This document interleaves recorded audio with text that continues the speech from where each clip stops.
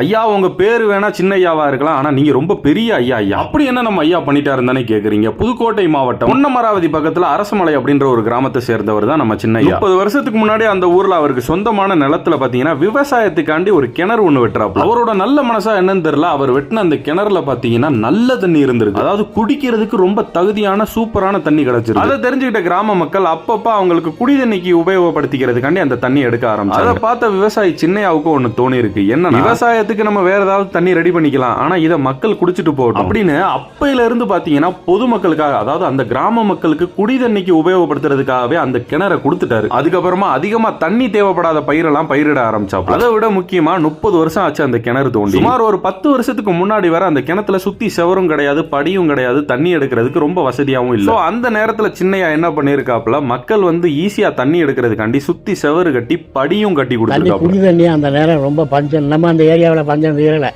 மக்கள்லாம் தண்ணி இல்லாமல் தடுமாறினாங்க. இங்கே வந்து தண்ணி எடுத்து குடிச்சிட்டு நல்லா இருக்குனாங்க. அப்புறம் நான் என்ன பண்ணேன், சுற்றி கட்டி தண்ணியை தூக்கி குடிச்சுக்கோங்க. அது ஒரு 10 வருஷமாக ஓடுது. கேணி வெட்டி 30 வருஷம் இருக்கும், தண்ணி தூக்க ஆரம்பித்து 30 வருஷம் இருக்கும். இப்போ கட்டி 10 வருஷம், அது 10 வருஷமாக தூக்கி சாப்பிட்றாங்க. கேணி தண்ணினால இங்கே ஒரு 20-30 ஊருக்காரங்க அந்த தண்ணியை தூக்கி குடிக்கிறாங்க. நல்லா இப்ப தெளிவா புரிஞ்சிருக்குமே நான் ஏன் ஆரம்பத்துல இவர் சின்னையா கிடையாது ரொம்ப பெரிய அப்படின்னு சொன்னேன்னு. மனுஷன்லாம் இருக்கனாலதான் கொஞ்சமாச்சும் மழை